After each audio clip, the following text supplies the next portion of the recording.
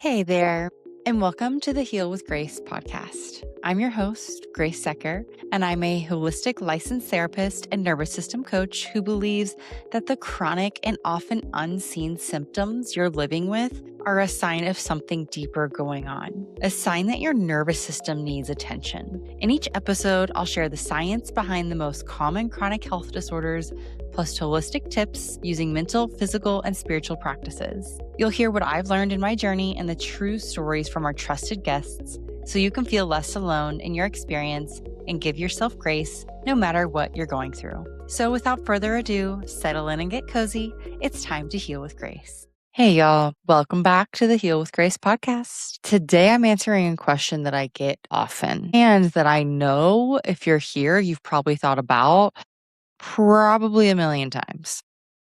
The one that goes like, hey, okay, but my pain and illness is real, right? I know it's real, isn't it?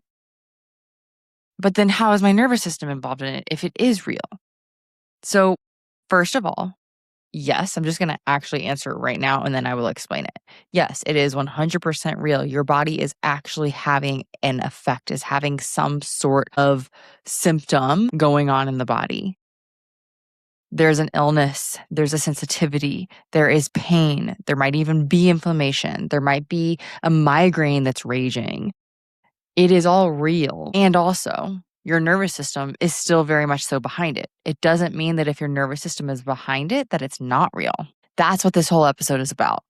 I want you to save this episode if you're going through a flare, because I need you to come back to it over and over and over again so that I can remind you there's nothing else you need to figure out. If you've gotten all the scans and the tests done and you've done your due diligence, you don't need to do more. What you need to do is start to respond to yourself differently. That's rewiring your brain. And if you're in a flare, you are not going backwards. It doesn't mean you're failing. It doesn't mean you're doing something wrong. Your pain and symptoms and illness can be 100% real, and it can be driven by your nervous system and brain at the same time. Those things are not opposite. What we've been taught is that they are, but they're not. And once you understand this and you remind yourself, or you listen to this and I remind you over and over and over, I think it's going to take a weight off of you that you've been carrying for a long time. So let's get into it. I'm going to name the trap of this first, right? Because almost everyone gets stuck in this in some way, shape, or form. We've been handed this idea that there are only two options, right? Like either your pain is physical, meaning there's tissue damage, there's something torn, something shows up on a scan, or it's all in your head, meaning it's not real and it's just anxiety and you just have to retrain your brain and that's it. By the way, when I say pain, that's just a general term for all kinds of symptoms. So I mean anywhere from migraines to dizziness, POTS, fibromyalgia, long COVID, pelvic pain, bladder symptoms, histamine reactions, food sensitivities. All of those I'm going to say are pain or illness. Okay. So, I mean, I get it. Like you're having to totally rewrite how you understand health. Right? We have been taught and told you get sick, you feel pain, you feel something in your physical body, you go see a doctor, you get evaluated, you get assessed, you get treated with a diagnosis and a prognosis. That is not bad. That is not wrong. I am not saying we have to stop that, right? There are plenty of structural issues and illnesses and things that need that type of treatment. But when you've had pain or illness symptoms for a long time and you've tried many different things and they haven't worked and they are listed as a neuroplastic symptom, brain or nervous system based, the treatment is not in the physical, it's in your brain and in your nervous system. And that's not a bad thing. It doesn't mean it's all in your head and it doesn't mean it's not happening. I'll even talk to people sometimes where they've been working with me for a while or they've been in the Mind Body Healing Method program and maybe they've actually done pretty well. They're moving along in life, responding to themselves differently, maybe even not going long periods of time without symptoms. And then they'll have a flare and they'll show up to the call and they'll be like,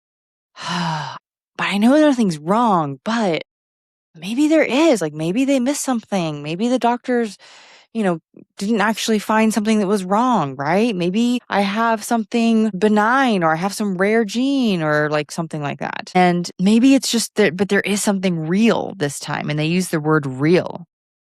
So I usually have to stop and say, first and foremost, what you are experiencing is real. It is very real. It's not verses in your head, right? Pain or illness is not a damage meter. They are danger signals. And those are really different things.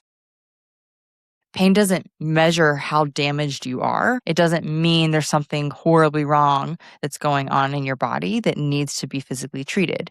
Pain and illness is your brain's best guess about whether you're in danger. So when it says, yep, we're in the stress response, we are in danger mode, it's going to then send actual physical signals to your body, to that part of your body, to send a signal of whatever symptom you're carrying, pelvic pain, gut issues, migraine, whatever it is.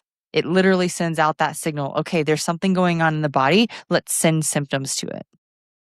It doesn't mean, and because you can have something abnormal in your body. We all do. If you are a human, you are not perfect. And if you do enough testing, you'll find something wrong. I promise you. I've found a million things wrong in my testing and everything that I've done. MRIs, x-rays, gut testing, hormones, like so many things. And there are some things that I have treated and it has helped. But there are many things I've treated and it truly didn't change my symptoms at all. So the question was never, is it real or is it in my head? The real question is, what is my nervous system responding to? Because the pain is always real. It's the source that we get to investigate and change how we think about our bodies. So, first and foremost, I have to say, of course, please don't skip this. Get assessed. I would highly recommend getting assessed by a practitioner if you need an MD or a PT or something like that on the physical realm.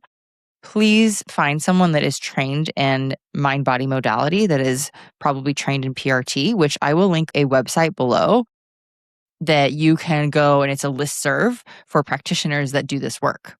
So you can find one in your area. There's plenty that do online assessments. Go and get checked out. It's a wonderful way to give your brain that idea that, hey, or to rule out anything that's going on. Right? There's often times where I've had a lot of people that come to me and they said, yeah, I've done this testing, I've done that testing, and I'm pretty sure like there's nothing, I know this is mind body, I know this is neuroplastic. But then we start working and they have a flare and their brain just goes, I can't let it go. I just can't let it go. There has to be something wrong. There has to be something wrong. Or did they miss something?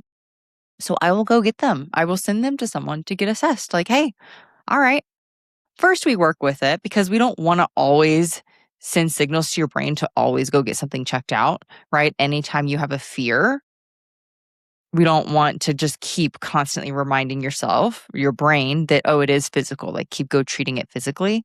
But if we're going around, around, around, especially with those of you who have OCD thoughts that are in ruminations around your health and around anxiety, it's not a bad thing to get checked out by a mind-body practitioner.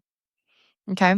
I actually had a colleague, Dr. Schechter, come on the podcast that said the same thing when he was on the show a few weeks back. And he's a physician who's done this work for decades. You can find the link below as well. This is literally all the work that he does, and he's been a doctor for a very long time. So what I'm going to talk about today, more so when I'm going through the details of this, is for the people who have done that, who've been checked out and either nothing shows up or something is showing up, but it doesn't fully explain how much pain or symptoms they're in. That is the conversation. So there's two different parts to this. One, I want to speak to the people who have real symptoms, real pain, but they don't have any positive testing. So if that's you, if you've gone down the rabbit hole of all different types of testing and you pretty much scans have shown up with nothing, that is such a strong indicator that this is mind body, this is neuroplastic. But again, it doesn't mean that there isn't something actually happening in your body, right? You are having real feelings of pain. You are having real feelings that something is not going well, but the treatment is not to keep going with the physical. It's to, one, watch how you respond to yourself, meaning when you're in a flare, are you going down the rabbit hole of, oh my gosh, what's wrong? What's wrong? Oh my gosh, now I can't live my summer the way that I wanted to. I'm not going to be able to take this trip. I'm not going to be able to do that. What's going to happen in a couple of years if I'm still down this road, right? I'm even just going to take a breath for a second. That's stressful. even just me giving that example, and I can notice myself, if you noticed, I started talking really fast because that's the stress response. That's hypervigilance. You talk fast, you breathe fast, you can't get enough breath. When you're in that stress state, your body goes into danger mode and it sends you more symptoms. So if you are someone that doesn't have anything they can show on a scan or testing that says something's wrong with their body, I want you to keep reminding yourself, hey, I've had those clean scans. We know there's nothing medically wrong. And then you keep responding to yourself with compassion and flexibility and neutrality. Take some breaths through those difficult moments when you're in your symptoms. Like, even as I'm doing this right now, my shoulders are dropping a little bit. I notice my heart rate come down a little bit. And if I were having symptoms right now, like a headache or gut, like whatever the symptoms are, I would be breathing in that feeling instead of resisting it and pushing away from it. I would breathe again. I would imagine my breath soothing that part of the body that feels symptoms. So, fun fact, actually, this is such a side tangent, but go with me here. I recently got the Aura ring, and for a long time, I never wore any kind of watch or ring or anything like that that tracks, because me and tracking have never gone very well together, especially when I have a history of disordered eating and over exercising. For many, many years, I just didn't track anything, and I still don't, to be honest, that much. I just don't need to. It's not helpful for me. I can get fixated on it. But I got this for a few different reasons, other things that I'm just kind of looking at right now in my life, in my health. And it tracks, obviously, your heart rate and sleep. And I've actually been using it to be really curious, like, interesting. To be honest, overall, I've been pretty pleased. I usually have a pretty high score each day because I take care of myself. But there have been some times where it'll be like, you've had a lot of stress today, right? And stress is not always bad, it can be good. Right? Stress is just normal. But when I record podcast episodes, you can see my heart rate increase. And it's like, oh, you went through a stressful time right there. And to be honest, it's just because I get excited and I can start talking fast. And, I put a lot of effort and energy into these. And I feel like I need to be on to really share this information and get it across to you.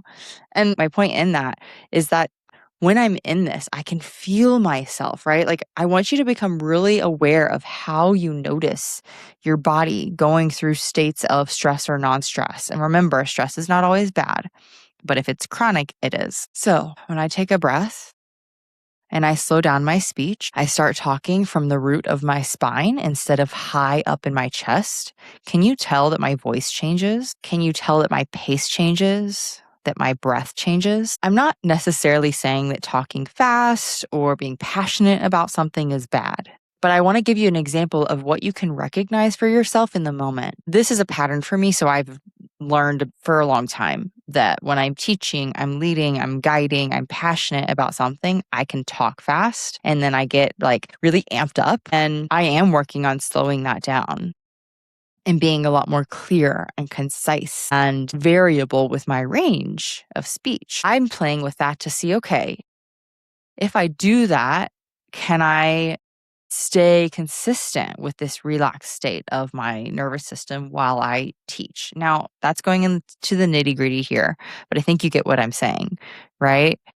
Just that subtle shift of, okay, I'm talking a lot, this is nervous system, blah, blah, blah, blah, right? To, okay, this is what we're doing, this is what I'm talking about, and now I'm going to teach you. It's different, right? I want you to notice that feeling in your body. I notice it in my body. Again, I talk from my core instead of high in my chest, and I'm more clear in my speech. This is just one example of noticing the different states of your nervous system. So when you're in a flare and you're going down the rabbit hole of, oh my gosh, what's happening? I don't really know what's going on. Like, when am I ever going to get out of this? I hate this so much. You're going fast. You're thinking and you're talking from a stressed place. So one of the ways to move through flares is to respond to yourself differently.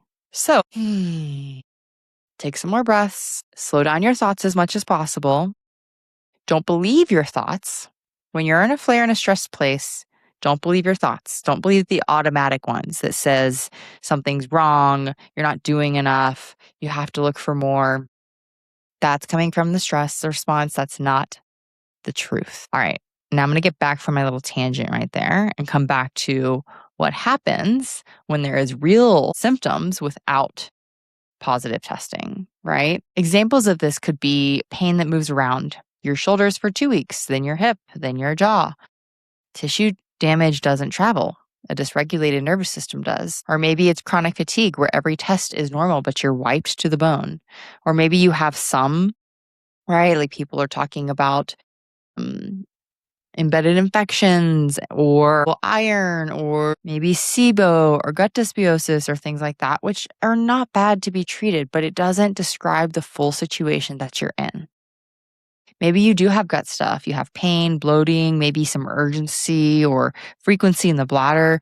Maybe you have a totally clean scope, which is why so many people get an IBS label. It's real and it's often deeply nervous system connected. Maybe you have dizziness or tingling POTS or like a buzzy feeling. Maybe you have tinnitus, that racing heart with a clean cardiac workup. Pain that flares hard under stress or eases on vacation. If it were purely structural, a beach wouldn't touch it. Right? So what's going on is that your nervous system learned at some point that you were in danger, maybe from an old injury, maybe from chronic stress, maybe from a scary season of life, and it turned the alarm on. And then the alarm got stuck. The danger passed, but the system never got the all clear. So it keeps firing and it keeps producing real sensations to get your attention because from its point of view, it's still protecting you. So the symptom is real. The suffering is real. There's just no damage to find because the source isn't damaged. The source is a protection system that got stuck on. Negative testing is not the end of the road. For so many of you, it's the beginning of the actual answer. It just means you've been looking in the wrong place, right? When the real story is in the brain and nervous system response. Okay, now if you're someone that has real pain and maybe you have a positive test, and I'm going to describe what we mean by that. So a positive test might be an MRI finding, an X-ray scan of a bulged disc or a torn meniscus that happened a year ago. It could be a herniation. It could be bursitis. It could even be SIBO in the gut. It could be food sensitivities that have racked up over time.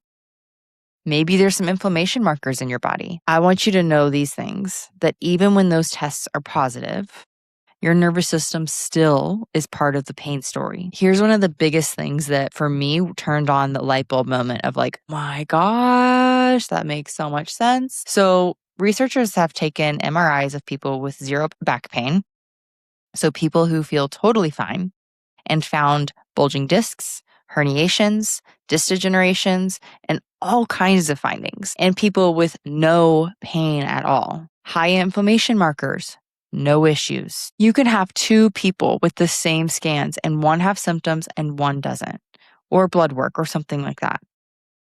So what does this tell us? It tells us that the findings in the testing and then the amount of pain and symptoms you feel are not often matched up. The damage doesn't predict the pain. And I really need to say this very closely, right? So again, of course, please do what you need to do to take care of yourself. I mean, if you've listened to this podcast, you know that I very much value medicine, value functional medicine, and value deeper layers of understanding yourself, especially when it comes to hormones and minerals. Like, we do need help with that sometimes based on just the fact that, like, the way that we live in our life right now doesn't really support the human body. And that's a whole other episode. So I still very much so support myself physically. But when you've gone down that road and your symptoms are still blaring and nothing is really changing, then you got to ask the question, like, okay, then what's missing here, right? And usually it's because we haven't addressed the brain and nervous system. So for example, I had a client one time who found me. She was working with a functional practitioner, and I think she did searching on her own and ended up finding me and basically was saying like, hey, nothing's working. And it wasn't because she didn't like her doctor. She actually very much so liked her. But she got to the point where she was even just like so anxious and scared of taking a supplement, or any protocol they changed would just send her into a flare or something would happen and she just couldn't handle it. So we started working with the body. We started working with her nervous system. We started retraining some of the responses that she had towards these things. And once we helped her become more safe and grounded, had a foundation of safety in her nervous system, and started to change her brain's responses to food, to supplements, to things that actually she physically really needed, then she went back and did some of those protocols, and her doctor, we connect a lot and share a lot of clients. She was like, oh my gosh, she is like a whole different patient. We now can actually do the work that matters on a physical level. But until then, like when your nervous system is so dysregulated, it's going to be hard to actually really implement some physical changes that might be needed. Foundational care like this will look like very much so nervous system support, mental health support, emotional support, right? Brain training. And along with that, we have to assess like, are you nourishing yourself? How much nourishment are you getting, right?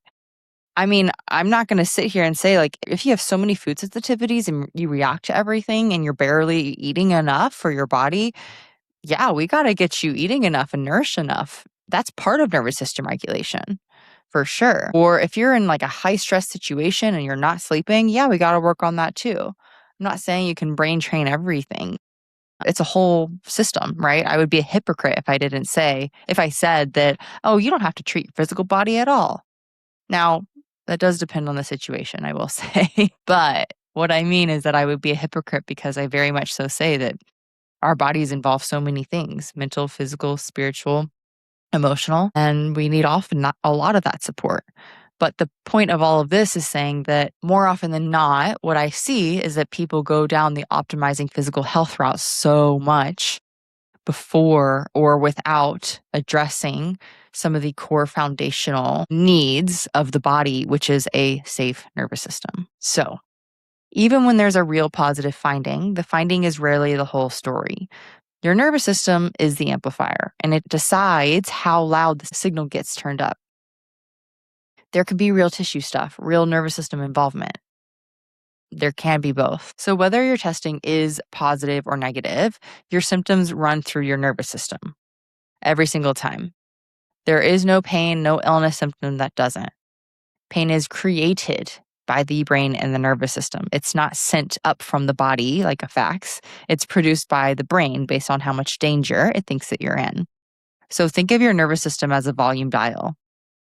Is there real pain issues? Is there real tissue issues? The dial can crack it up or keep it manageable. Are there no issues at all? The dial can still produce very real symptoms on its own. What turns the dial up? Fear, stress, anxiety, rumination in the mind, past trauma, bad sleep, lack of nourishment, lack of sunlight, feeling safe, feeling unsafe, being told scary things about your body over and over and over again, believing that you're broken. All of those things impact the danger signal in your brain and your nervous system.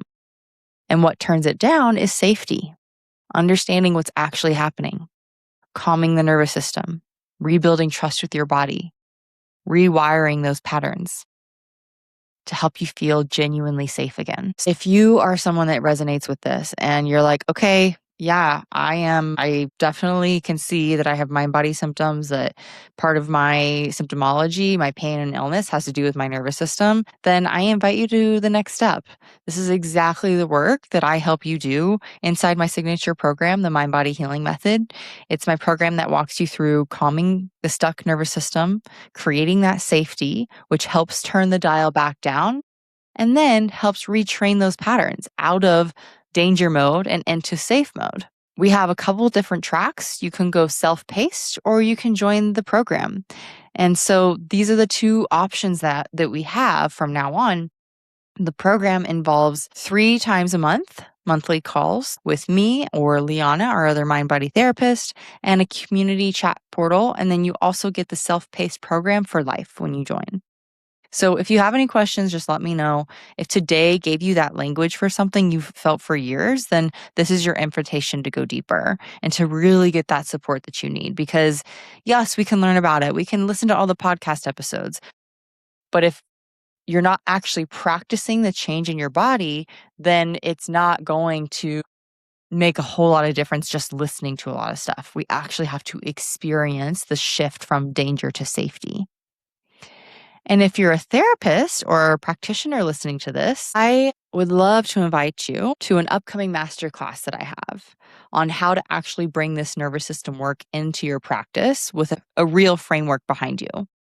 I'm going to teach you a few different tools to start doing this work today and to really help you feel more confident sharing these tips and tools and insights. Because I know in the beginning it can feel like, oh, I don't want to, I want to make sure I'm giving the client enough and I want to make sure that I'm really helping them through this, but it feels like really out of my comfort zone to do this kind of work. So that's exactly what I'm going to help you with.